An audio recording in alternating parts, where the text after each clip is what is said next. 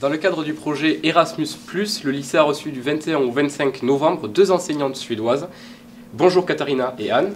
Merci. Avant de commencer, pourriez-vous vous présenter et présenter votre projet? Oui, et moi je m'appelle Katharina et je suis professeure de suédois et de français. Suède. Et moi je m'appelle Anne, je suis prof d'anglais et français. Et on travaille dans le même lycée en Suède. Et ce projet, c'est sponsorisé par Erasmus+.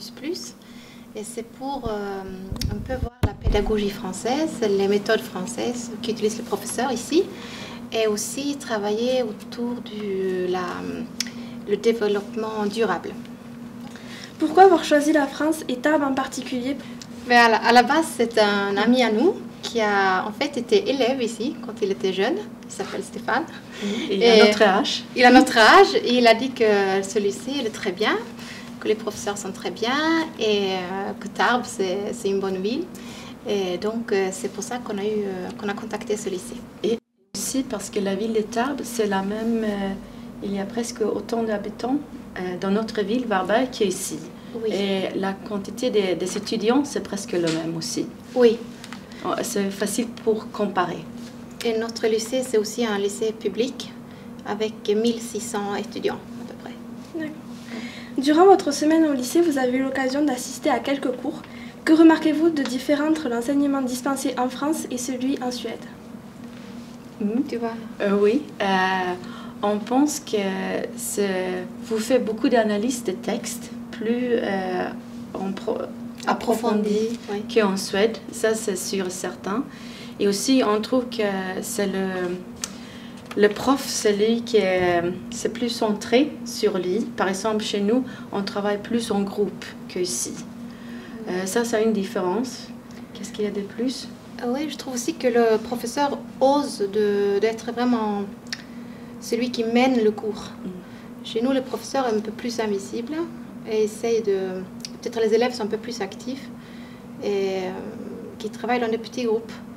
Mais on n'arrive pas au même niveau quant à la compréhension écrite et les analyses approfondies.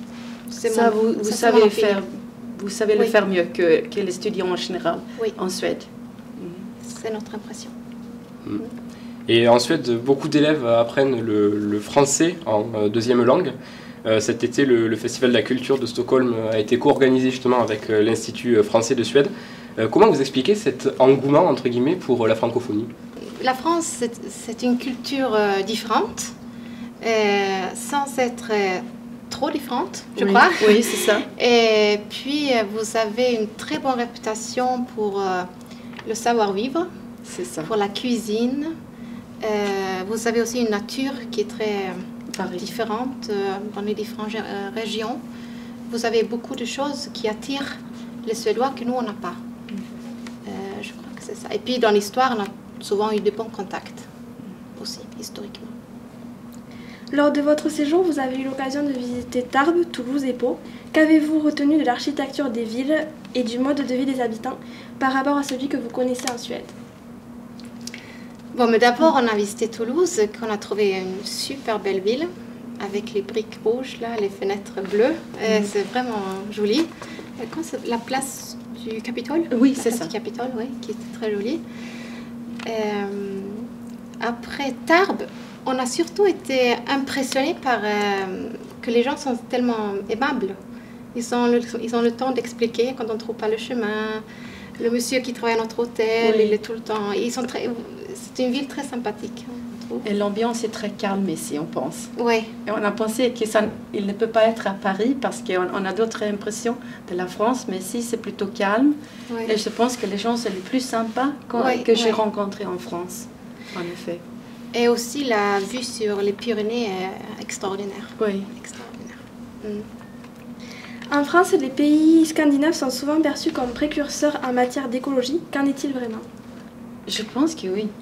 Je pense, quand on va ici à 9h du matin au lycée ou à 8h30, beaucoup de gens viennent avec les voitures. On voit les élèves qui sortent la voiture, tandis que chez nous, ils vont à vélo. Nous aussi, tous les jours, les professeurs aussi, on va à vélo. Au lycée, c'est le plus normal, le plus habituel, on peut dire. Après, on fait aussi le tri sélectif depuis une vingtaine d'années. On ne jette pas le métal, le plastique, le carton, les papiers journaux dans la poubelle, ni la nourriture. On fait le tri chaque fois. Et maintenant, il y a quelques années, on fait des efforts pour manger moins de la viande. Et à l'école, on mange de la viande 3 fois par semaine à peu près. On a des poissons et l'autre jour, c'est pour de la nourriture végétarienne. Seulement végétarien une fois. Et on parle beaucoup de ça parce que ça, comme la Suède, c'est un grand pays. Et si on habite à la campagne, on est forcé de prendre la voiture parce qu'il n'y a pas beaucoup de monde. Mais si on ne mange pas de la viande, ça aide beaucoup pour l'environnement. Et je pense qu'on le discute beaucoup quand même. Eh bien, merci d'avoir répondu à nos questions, merci d'avoir pris un peu de temps sur C'est votre emploi du avec temps qui est très plaisir, chargé cette semaine. Avec on l'a vu. plaisir. Et bon retour donc en Suède. Et merci d'avoir. beaucoup. Merci beaucoup.